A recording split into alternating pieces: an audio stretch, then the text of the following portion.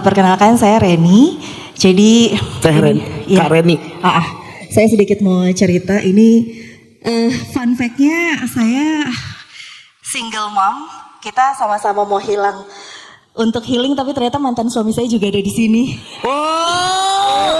Reuni. Mana man? Sama-sama pengen hilang, hilangnya di sini. Oh iya. Iya. Dapat hadiah mana? Cuma saya nggak tahu dia duduknya di mana. Tadi saya lihat Instastory-nya. Ada. Sama-sama mau healing ya. Sama-sama, tapi bagus ya, healingnya ke sini. Tapi masih stalking Kak Buni. Oh. Masih Nggak apa-apa. stalking. Nggak apa-apa ya. Nggak apa-apa ya Sat ya. Jadi gini. Kok bisa gitu ya? Iya, itu dia.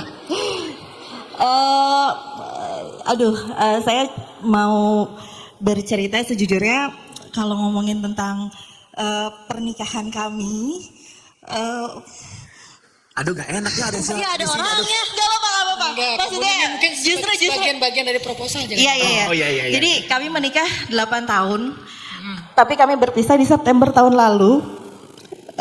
Mungkin ini atas dasar kesalahan kami berdua yang membuat kami pada akhirnya memutuskan untuk ya udah kita lebih baik sendiri gitu. Walaupun sebenarnya posisi sendirinya kami berdua itu cukup menarik karena kami masih tinggal di satu komplek rumah yang sama. Walaupun kami cuma beda blok doang. Sebegitunya kami masih, orang tua kami pun masih saling mengunjungi rumah kami berdua. Entah ini keegoisan kami berdua atau seperti apa, tapi semoga kita berdua saling mendoakan.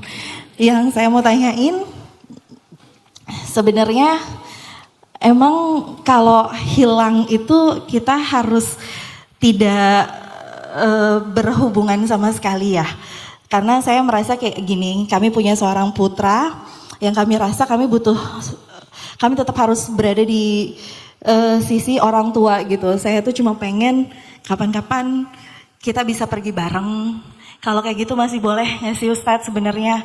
Karena saya yakin anak saya pasti merindukan kedua orang tuanya untuk pergi bareng. Dibanding anak saya selalu pergi bersama saya sendiri atau bersama ayahnya sendiri. Semoga ayah Diza lihat dan dengar bahwasannya saya juga rindu untuk momen-momen di mana kita masih tetap bisa menjalin silaturahmi yang baik. Kurang lebih seperti itu, makasih. Reni, Kak Reni. Oke, Mbak Reni. Silakan Gurunda.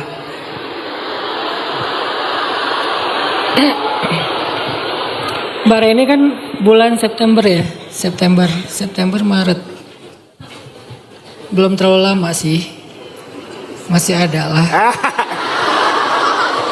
Rasa itu belum hilang lah, jadi ya insya Allah ada pengikatnya juga anak. Tadi kan kasusnya untuk kasus yang memang harus ditinggalkan Mbak Reni. Kalau dengan kasus kayak gini itu nggak ada, di antara 3 tadi itu nggak ada. Kayak butuh bikin yang keempat ini. Ya, kan nggak harus fix kayak gitu kan, itu hanya ide lah. Jadi bisa ditambah, bisa dikurangin. Jadi maksudnya Mbak Reni jangan zalimin atau jangan ambil hak anak gara-gara permasalahan orang tua. Karena itu akan sangat berpengaruh kepada masa depan mereka. Apalagi dua-duanya masih hidup, nggak ada yang bisa gantiin.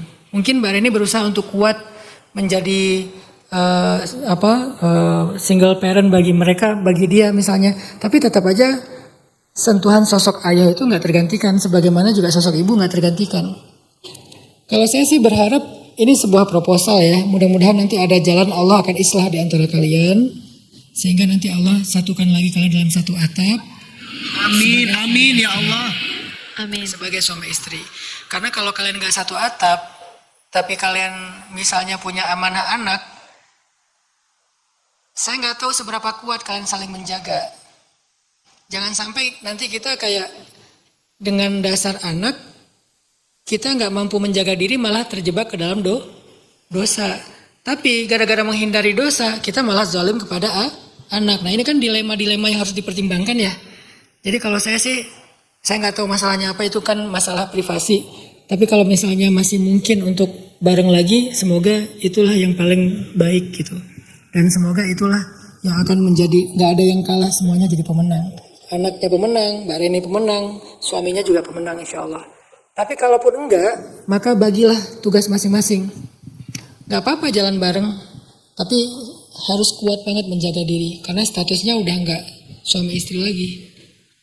Apalagi jalan keluar kota, kita pengen nunjukin ke anak kalau kita baik-baik aja. Ya, tujuan kita tuh baik, pengen nunjukin ke anak, keluarga kita masih utuh loh.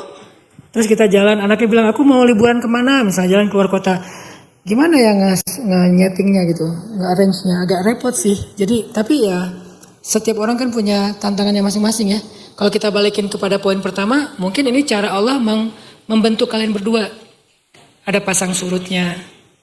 Dengan kondisi yang kayak gini, mungkin Allah lagi nyiapin suaminya untuk jadi ayah yang lebih baik, menjadikan Mbak Reni menjadi ibu yang lebih baik, atau sekaligus menjadi ayah dan suami yang lebih baik, ibu dan istri yang lebih baik. Jadi fokus kepada pelajarannya. Itu poin pertama tadi kan, supaya kita bisa bertumbuh. Jangan fokus kepada sakitnya. Kalau kita fokus kepada sakitnya aja, kita nggak akan pernah tumbuh. Kita yang ada dendam, sakit hati, nggak bisa memaafkan. Nah sekarang boleh nggak Mbak Reni sama suami sama-sama ngambil poin pertama aja. Jangan poin yang tentang start a new life, bukan make peace with yourself, bukan find the best version of yourself, bukan. Tapi fokuslah dengan pelajaran. Jangan fokus dengan rasa sakit. Sehingga kalau Mbak Reni sama suami sekarang mulai coba fokus, oh Allah lagi ngedidik aku, oh Allah lagi pengen memperbaiki aku dan seterusnya. Mudah-mudahan sebulan 2 bulan dari sini kalian akan menemukan sesuatu yang membuat hubungan kalian tumbuh lagi insya Allah. Mungkin yang bisa saya sampaikan adalah fokuslah kepada pelajaran kenapa ada di titik ini. Mudah-mudahan nanti Allah kasih jalan.